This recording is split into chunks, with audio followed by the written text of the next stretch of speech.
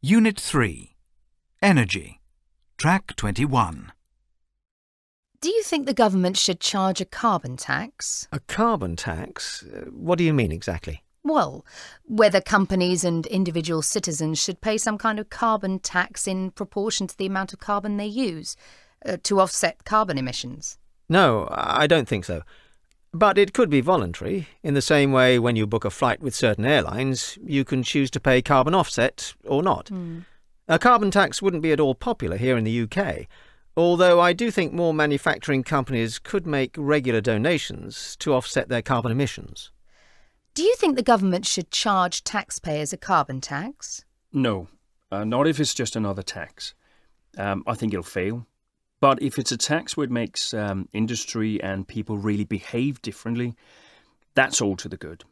Even so, I think it should come with some kind of tax deduction or tax relief elsewhere, especially for new businesses, so that they don't end up paying higher taxes. How do you think developing countries should reduce their carbon emissions? Firstly, I think the richer countries should stop making these demands on developing countries. People in developing countries have just the same rights to basic energy as we have. You know, many people in the developing world still don't have access to piped gas and electricity. They cook over wood fires, they don't have tractors to farm the land, and they walk or cycle to work.